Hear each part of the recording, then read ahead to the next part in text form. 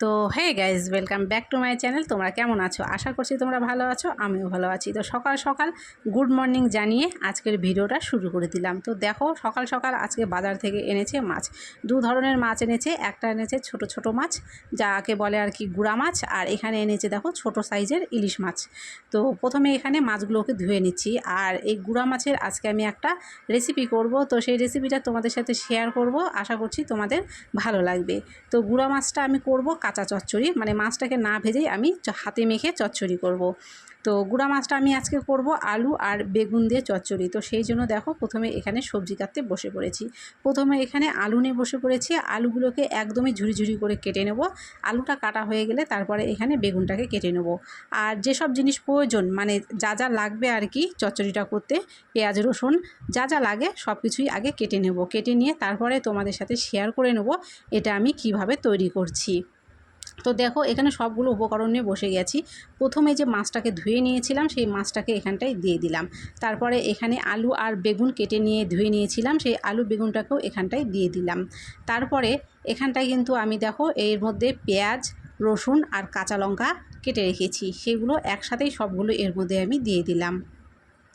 আর এই হাতে মাখা চচ্চড়িটা খেতে তো আমার বেশ ভালোই লাগে। তোমাদের কেমন লাগে অবশ্যই কিন্তু কমেন্ট করে আমাকে জানিও। তো পেঁয়াজ রসুন কাঁচা লঙ্কাটা দিয়ে দেওয়ার পরে তারপরে যে এখানটায় আছে লবণ দিয়ে দেবো প্রথমে স্বাদ অনুযায়ী।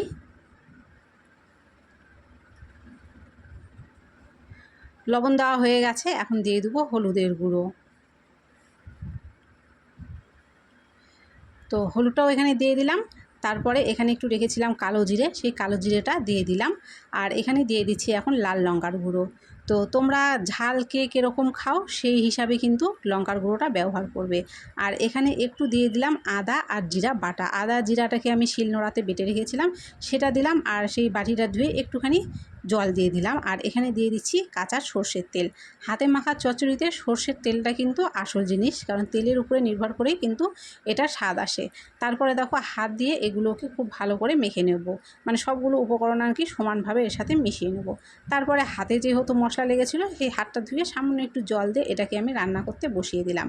তো এইভাবেই কিন্তু 10 মিনিট মতো আমি এখানে রান্না করে নিয়েছি।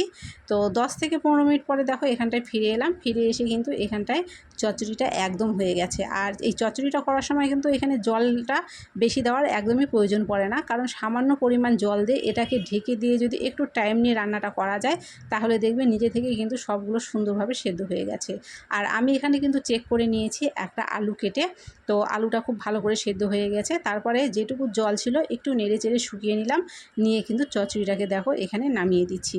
আর আজকে কিন্তু এখানে আমি একটু তেলটা কম ব্যবহার করেছি, কারণ তেলটা এখন সবাই কম খেতে পছন্দ করে, তো সেই জন্য তেলটাকে কমই ব্যবহার করেছি। তোমাদের যদি মন চায় তোমরা কিন্তু সেই ক্ষেত্রে সরষের তেলের পরিমাণটা এখানে একটু বাড়িয়ে দিতে পারো।